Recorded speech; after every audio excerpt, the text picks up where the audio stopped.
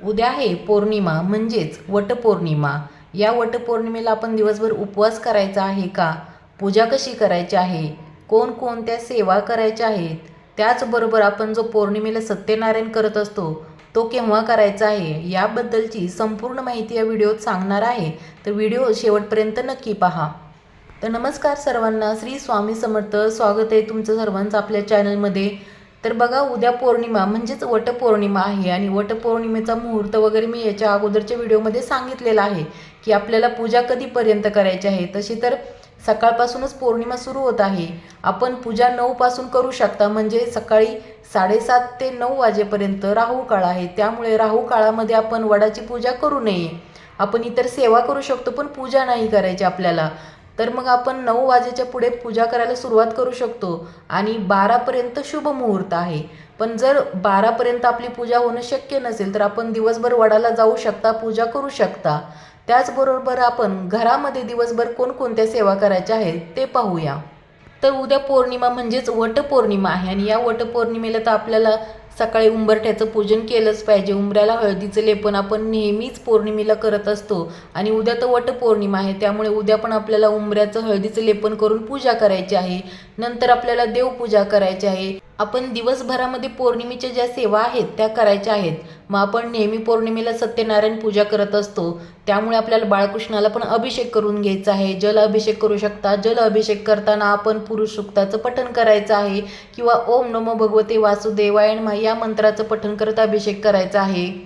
त्याचबरोबर पौर्णिमा तिथीला आपण माता लक्ष्मीची पण सेवा करत असतो. बघा, पौर्णिमा तिथीला भगवान श्री हरी विष्णू आणि माता लक्ष्मीची एकत्रित सेवा करायची असते. त्यामुळे उद्या आपल्याला माता लक्ष्मीच्या मूर्तीला पण आपण अभिषेक करून घ्यायचा आहे. अभिषेक करताना श्री सूक्त पठण करू शकता किंवा ओम महालक्ष्मी नमः असा मंत्र जप करत आपण अभिषेक करून घ्यायचा आहे. आणि उद्या आपल्याला महालक्ष्मीच्या मूर्तीवरती किंवा तुमच्याकडे जर श्रीयंत्र असेल तर श्रीयंत्रावरती कुंकुमार्चन सेवा करायची आहे. आपण प्रत्येक पौर्णिमेलाच कुंकुमार्चन सेवा करत असतो, त्यामुळे उद्या पण पौर्णिमा आहे आणि त्यातून वटपौर्णिमा आहे. त्यामुळे तुम्हाला जेव्हा आता वटपौर्णिमा म्हटल्यानंतर खूप घाई गडबड होणार आहे, वडाला जायचं आहे, घरी स्वयंपाक वगैरे, तर ह्या सेवा करायला थोडी घाई होईल. पण सकाळी जर शक्य नाही झालं तर तुम्ही संध्याकाळी पण ही सेवा करू शकता, कारण पौर्णिमा पूर्ण दिवसभर आहे. तर तुम्ही संध्याकाळी पण एक 5 मिनिटं लागतील कुंकुमार्चन सेवा करायला, तर ती आवर्जून करा. पौर्णिमेच्या दिवशी कुंकुमार्चन सेवा केलेली खूप प्रभावी ठरते. कुंकुमार्चन सेवा करताना आपण ओम महालक्ष्मीची विष्णू पत्नीची धीमी तन्नो लक्ष्मी प्रचोदयात हा गायत्री मंत्र तुम्ही 24 वेळेस पठण करत कुंकुमार्चन सेवा करा किंवा श्रीम श्रीम हा महालक्ष्मीचा मंत्र आहे, हा मंत्र पठण करत तुम्ही कुंकुमार्चन सेवा करा. जर हे पण शक्य नसेल तर ओम महालक्ष्मी नमः असा मंत्र पठण करत तुम्ही कुंकुमार्चन सेवा करू शकता. पौर्णिमेच्या दिवशी कुंकुमार्चन सेवा झालीच पाहिजे. तुमच्याकडे जर महालक्ष्मीची मूर्ती असेल तर तुम्ही मूर्तीवरती करू शकता किंवा श्रीयंत्र असेल तर श्रीयंत्रावरती सेवा करू शकता. जर तुमच्याकडे आपल्या कुलदेवतेचा फोटो असेल, टाक असेल, तर तुम्ही त्यावरती पण कुंकुमार्चन सेवा करू शकता. आता माझ्याकडे कुलदेवतेचा फोटो आहे, तर तुम्ही कुलदेवतेचा मंत्र पठण करत आपण फोटोवरती पण कुंकुमार्चन सेवा करू शकतो. नवार्णव मंत्र पठण करायचा असतो आपल्याला कुलदेवतेची सेवा करताना किंवा कुंकुमार्चन करताना. नवार्णव मंत्र पठण करायचा आहे.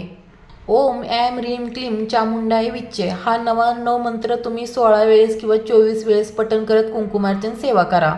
पौर्णिमेच्या दिवशी आपल्या कुलदेवतेची कुंकुमार्चन सेवा अवश्य झालीच पाहिजे. आता ह्या सेवा करण्यासाठी काही जास्त वेळ लागत नाही आहे. 5-5 मिनटं प्रत्येक सेवेला दिली तरी या सेवा होणार आहेत. त्यामुळे तुम्ही उद्या वटपौर्णिमेच्या निमित्ताने या सेवा अवश्य करा. आता पौर्णिमा आहे आणि पौर्णिमेच्या दिवशी बऱ्याच महिला दुर्गा सप्तशती पाठ पण करत असतात. पण आता उद्या जास्त घाई असल्यामुळे जर तुम्हाला शक्य असेल तर तुम्ही उद्या पौर्णिमेच्या दिवशी कुलदेवतेची सेवा म्हणून दुर्गा सप्तशती पाठाचं पठण पण करू शकता किंवा तुम्ही मग सिद्धकुंजिका स्तोत्रमचं पण पठण करू शकता.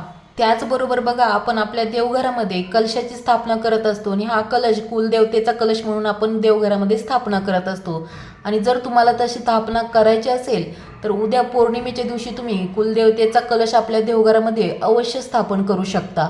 आता कलश स्थापना कशी करायची असते तर सिंपलच आहे. आपला तांब्याचा एक तांब्या घ्यायचा असतो, त्यामध्ये पाणी, त्यामध्ये हळद, कुंकू, 1 रुपयाचं नाणं आणि सुपारी टाकायची असते, एखादं फूल टाकायचं असतं आणि त्यावरती आपल्याला नारळ ठेवायचा असतो. आणि 5 विड्याची पानं किंवा मग आंब्याची पानं तुम्ही लावू शकता आणि एक कलश स्थापना करायची असते. कलशाला हळद कुंकू अर्पण करायचं असतं स्थापना केल्यानंतर.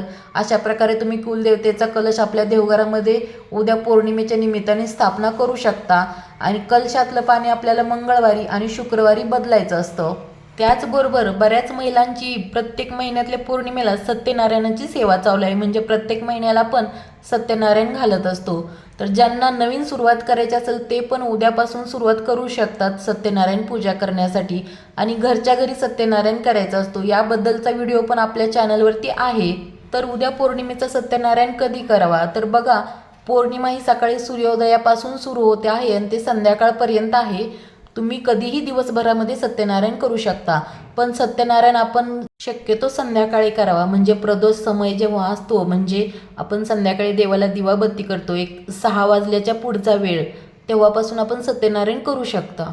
सत्यनारायण पूजा आपण आपली आर्थिक परिस्थिती सुधारण्यासाठी करत असतो. आणि संध्याकाळच्या वेळेस सत्यनारायण का करावा तर बघा, संध्याकाळच्या वेळेस माता लक्ष्मी आपल्या घराकडे आकर्षित होत असते, प्रवेश करत असते. त्यामुळे सत्यनारायण पूजा ही आपल्याला संध्याकाळी म्हणजे जेव्हा प्रदोष समय असतो त्यावेळेस करायची असते. आता वटपौर्णिमेचा उपवास कधी सोडायचा तर त्याबद्दल पण बघा वेगवेगळ्या पद्धती आहेत. काही भागामध्ये वडाची पूजा करून येईपर्यंत उपवास केला जातो आणि पूजा केल्यानंतर उपवास सोडला जातो. तर काही भागामध्ये दुसऱ्या दिवशीच उपवास सोडला जातो.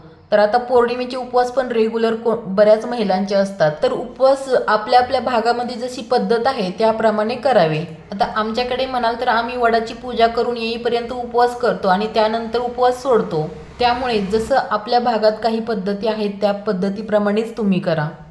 त्याचबरोबर पौर्णिमा आहे आणि पौर्णिमेला पण आपल्या गुरूंची म्हणजे स्वामींची सेवा पण झाली पाहिजे.